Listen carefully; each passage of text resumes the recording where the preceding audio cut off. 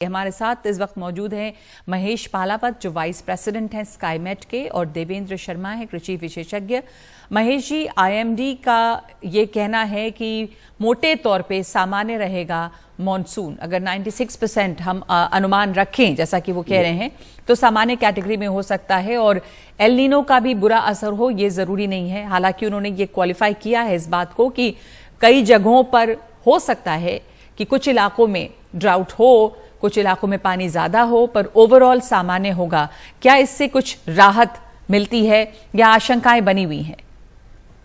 देखिए नगमा, ये बहुत सही बात कही है उन्होंने, क्योंकि जो नॉर्मल मानसून बताया है तो नॉर्मल का जो क्राइटेरिया है वो 96% से 104 मतलब 104% होता है जो एलपीए का होता है, लॉन्ग पीरियड एवरेज का।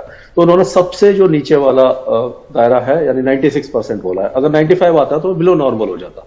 हमने जो बताया है स्काईमेट ने वो 94 बताया। केवल 2% का डिफरेंस है, जो बहुत ज्यादा बड़ा डिफरेंस नहीं है। लेकिन सुनने में यह है आता है कि अगर आप बिलो नॉर्मल बने तो काफी ज्यादा चिंता बढ़ जाती है लोगों की, और नॉर्मल में थोड़ा सा सांत्वना मिलती है।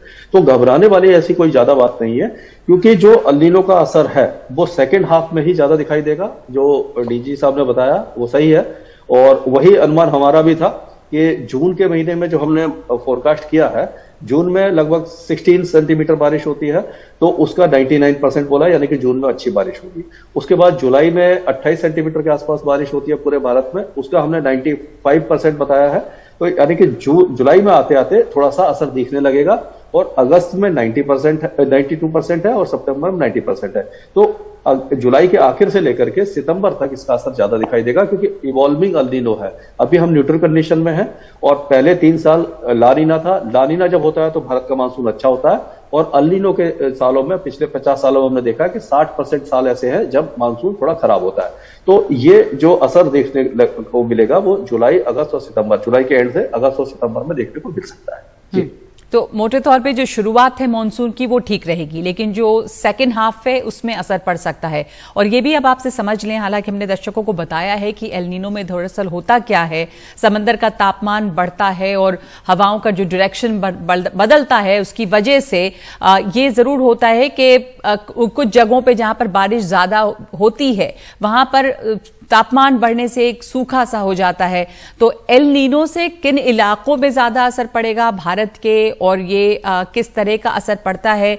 जैसा आईएमडी के डीजी ने कहा कि जरूरी नहीं है कि हर साल खराब ही रहे एल नीनो का जहां पे असर दिखता है, और जो आप ला नीना की बात कर रहे हैं उससे क्या होता है? सिंपल भाषा में सबको जिससे समझ में आए मैं समझाता हूं कि जो पूर्वी प्रशांत महासागर है, वहां पर भूमध्य रेखीय प्रशांत महासागर में समुद्री सतह के तापमान जब बढ़ने लगते हैं तो उसको एल नीनो कहते हैं। तो क्या होता है कि वहां पर पेरू और साउथ अमेरिका में बहुत तेज बारिश होती है, फ्लडिंग जैसे हो जाती है, और जो ट्रेड विंड होती है वो कमजोर हो जाती है। तो क्या होता है कि जो पश्चिमी प्रशांत महासागर है वहां पर समुद्री सतह के तापमान कम हो जाते हैं। तो जाहिर सी बात है कि जहां पर तापमान ज्यादा होंगे यानी गर्मी ज्यादा होगी, वहां बादल बनेंगे और बारिश होगी, बादल उठेंगे। लेकिन पश्चिमी प्रशांत महासागर में और जो साउथ ईस्ट एशिया है, यहां पर क्योंकि समुद्र का तापमान कम हो जाता है तो बादल कम उठते हैं, बारिश कम होती है। तो एल नीनो में साउथ ईस्ट एशिया में बारिश कम होती है, तो हमारा जो मानसून है वो भी उससे प्रभावित होता है। यही कारण है कि इस एल नीनो ईयर में ज्यादातर देखा गया है कि मानसून की जो बारिश है सामान्य से कम होती है। ऐसा नहीं है कि हर बार होती है, बीच बीच में ऐसा भी होता है कि उस दौरान भी अच्छी बारिश हो जाती है। 2019 में हमने देखा था कि एल नीनो था, लेकिन उसके बाद इंडियन ओशन डायपोल पॉजिटिव था, और मानसून की बारिश काफी अच्छी हुई थी, अबव नॉर्मल हुई थी। तो ऐसा है कि ये मतलब एल नीनो होता है, और इसका उल्टा ला नीना होता है। उस समय क्या होता है कि यहाँ पर हमारे साइड में जो समुद्री सतह के तापमान ज्यादा हो जाते हैं, बादल बनते हैं, बारिश होती है, तो मानसून अच्छा हो जाता है। पिछले 3 साल में ला नीना था, इसीलिए मानसून अच्छा रहा था। तो यही डिफरेंस है इन दोनों का। और भारत के जो इलाके हैं जो मानसून में इंपैक्ट होने वाले हैं, उसमें ऐसा दिखाई दे रहा है कि जो नॉर्थ वेस्ट इंडिया का कुछ इलाका है, राजस्थान हो गया, गुजरात हो गया, पश्चिमी मध्य प्रदेश, इस इलाके में हो सकता है कम बारिश हो, सामान्य से कम बारिश हो। तो ला नीना का भी ये तीसरा साल है लगातार जिसका असर 3 साल हो चुके। 20, 21 और 22 में ला नीना था। उस समय मानसून सामान्य या सामान्य से ज्यादा रहा था। इससे पहले 2019 में एल नीनो था, लेकिन एल नीनो के समय इंडियन ओशन डायपोल पॉजिटिव हो गया था। लेकिन तो जब लेकिन 2022 कृषि के लिहाज से बहुत अच्छा नहीं रहा। 2022 जो है उसमें तापमान बहुत बढ़ा, बहुत जगह पर सूखा पड़ा। उसकी क्या वजह थी तब? देखिए, अभी जो जैसे कि डीजी साहब ने भी बताया था, जो क्लाइमेट चेंज का असर हमें देखने को मिल रहा है। और अब क्या होता है कि जो मानसून हम देखते हैं पूरे भारत के हिसाब से, पूरे भारत के हिसाब से तो मानसून अच्छा था, यानी कि ओवरऑल रेनफॉल अगर काउंट की जाए तो अच्छा होता है। उसमें क्या होता है कि किसी इलाके में तो फ्लडिंग हो जाती है और किसी इलाके में सूखा हो जाता है। तो वो जो ज्योग्राफिकल डिस्ट्रीब्यूशन है उसमें जब दिक्कत आती है तब किसानों को नुकसान होता है। इसमें क्या हुआ था कि जो पश्चिमी राजस्थान था वहां सूखे जैसी स्थिति थी और पूर्वी राजस्थान में बाढ़ आई थी, गुजरात में बाढ़ आई थी। तो ये यानी कि एक ही राज्य में इतना ज्यादा डिफरेंस देखने को मिला।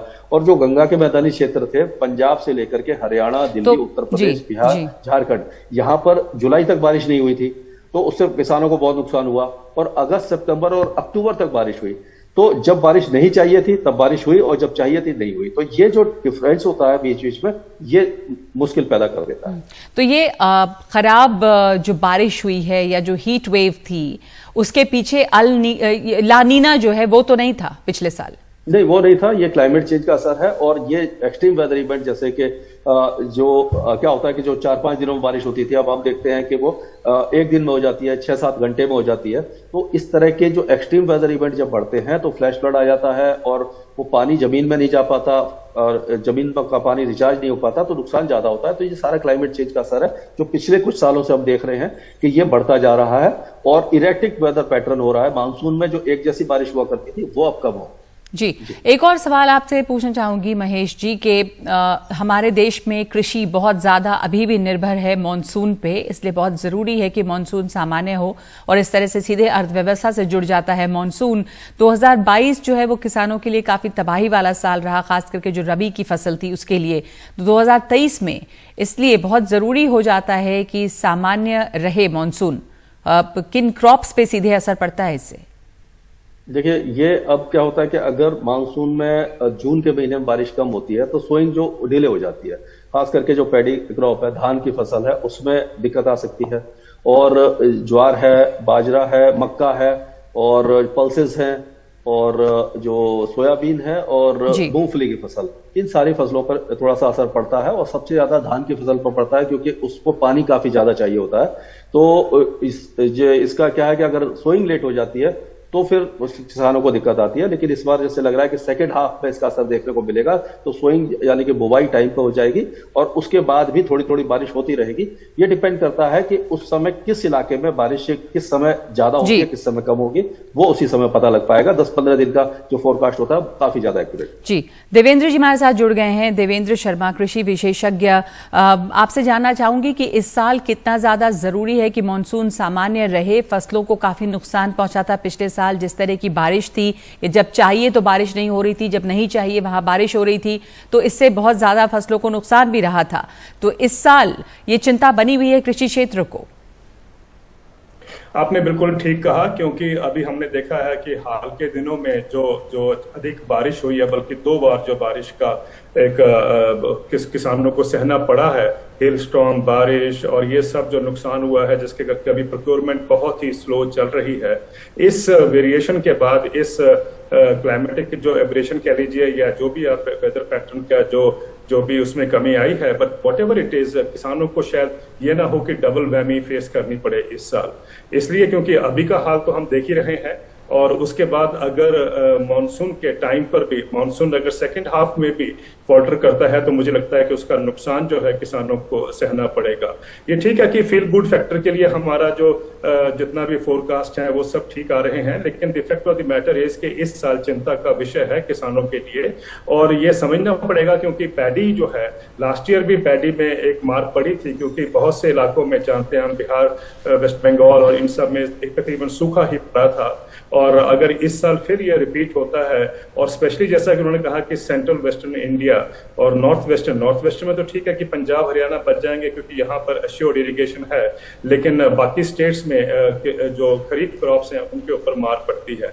और जब आप खरीफ क्रॉप्स की बात कर रहे हैं तो सिर्फ आप पैडी की ही बात नहीं कर रहे हैं, आप मेज के अलावा, ग्राउंडनट के अलावा ये जो बाकी फसलें खरीफ में होती हैं, इंक्लूडिंग वेजिटेबल्स एंड फ्रूट्स, उनके ऊपर भी इम्पैक्ट जो है नजर आएगा। लेकिन आप ये ना भूल लें कि एल नीनो का इम्पैक्ट, एक अभी कल ही एक किताब जो आई है मार्केट में, जो इतिहास दिख रही है क्लाइमेट का सारी दुनिया का, वो ये कहती है कि इवन 5000 साल से पहले हम देखते आ रहे हैं कि एल नीनो का इम्पैक्ट किस तरीके से सारी दुनिया में पड़ा है। मैं ये नहीं कह रहा कि इस बार कोई अजीब बात हो रही है, लेकिन the fact of the matter is कि एल नीनो का हमें थोड़ा सीरियसली लेना चाहिए और किसानों को भी अवगत कराना चाहिए कि उस सिचुएशन में जब बारिश कम होती है तो वो क्या कर पाए, क्योंकि ये बहुत इंपॉर्टेंट है। इस बार भी देखा हमने कि अभी जो मार्च के टाइम पर सेकेंड हाफ में जिस तरीके से क्लाइमेट एब्रेशन किसानों को फेस करनी पड़ी, अगर वार्निंग टाइम पर हो तो किसान कुछ ना कुछ अपना बचाव कर पाते हैं। मैं ज्यादा नहीं बचाव कर पाते हैं, कम से कम वो अपने इरिगेशन पैटर्न को, अगर पहले आपने कहा कि गर्मी होने जा रही है आप इरिगेशन दीजिए, फिर आपने कहा कि बारिश होने जा रही है अब आप इरिगेशन मत दीजिए, आई थिंक ये तो किसानों को समय रहते हुए इस बात की चेतावनी देना वो बहुत जरूरी है कि किस तरह का असर हो सकता है ताकि वो अपनी तैयारी करें। लेकिन जो एल नीनो का असर है वो हजारों साल से हो रहा है, आपने ये बताया हमें देवेंद्र जी, और इसलिए इसको बहुत कम करके नहीं आंकना चाहिए, इसलिए जरूरी है ताकि किसान अपनी तैयारी रख सकें। लेकिन इसका असर क्या सिर्फ यही होता है कि बारिश कम होती है, कहीं पे सूखा पड़ता है, या ये भी होता है कि बारिश जो है वो जिस तरह से उसका जो वो स्कैटर होती है, जिस तरह उसका डिस्ट्रीब्यूशन है वो सही नहीं होता, और जहां पर बारिश नहीं चाहिए और जब नहीं चाहिए तब भी बारिश होती है। महेश जी, देखिए ये जो अल नीनो का सीधा असर मानसून की बारिश की कमी पर पड़ता है, क्योंकि बादल कम बनते हैं बारिश कम होती है। लेकिन ये जो डिस्ट्रीब्यूशन है इसका जो है ये इसका सीधा संबंध क्लाइमेट चेंज से है। और जैसे जैसे हम देख रहे हैं कि हीट आइलैंड बन रहे हैं, ग्रीन कवर डिप्लीट हो रहा है, ग्रीन हाउस गैसेस बढ़ रही हैं, उससे जो इस तरह के एक्सट्रीम वेदर इवेंट बढ़ रहे हैं। ग्रीन हाउस गैसेस बढ़ने का मतलब है कि जो एयर टेम्परेचर बढ़ रहा है तो एयर में मॉइस्चर कैरी करने की कैपेसिटी बढ़ रही है। तो अब जो बादल बनते हैं वो मानसून के समय भी गरजने वाले बादल बनते हैं। क्लाउड बर्स्ट वगैरह हम मानसून में भी देखते हैं और severe thunder storm, thunder shower भी देखने को मिलता है, यानी कि फ्लडिंग रेन, फ्लैश फ्लड वगैरह देखने को मिलती है, जो पहले नहीं होता था। मानसून में क्या होता था कि टेम्परेचर सबसाइड हो जाते थे और ये गरजने वाले बादल जो जमीन से कम जिनका टॉप होता है 14 किलोमीटर 12-14 किलोमीटर तक का, उस तरह के बादल प्री मानसून और पोस्ट मानसून में बनते थे। तो ये जो क्लाइमेट चेंज का असर देखने को मिल रहा है ये ज्योग्राफिकल डिस्ट्रीब्यूशन को इंपैक्ट कर रहा है। अल नीनो का असर केवल ये होता है कि मानसून की बारिश को थोड़ा सा कम करना। जी धन्यवाद आपका महेश जी, समझाने के लिए कि एल नीनो का असर क्या होता है, ला नीना क्या चीज है, उससे किस तरह का असर होता है। ला नीना से अक्सर बारिश ज्यादा होती है, लेकिन एल नीनो का सीधा सीधा असर ये होता है मानसून पर कि बारिश कम हो जाती है। और चिंता इसलिए बनी हुई है क्योंकि पिछला साल खराब रहा है किसानों के लिए, तो इस साल सामान्य मानसून जो है वो बहुत जरूरी है। और वक्त रहते ही किसानों को अगर ये चेतावनी दे दी जाए कि क्या स्थिति रह सकती है मानसून की, और अगर बारिश कम होगी तो वो अपना इंतजाम कर सकते हैं सिंचाई का, तो उससे उन्हें कुछ मदद मिल सकती है।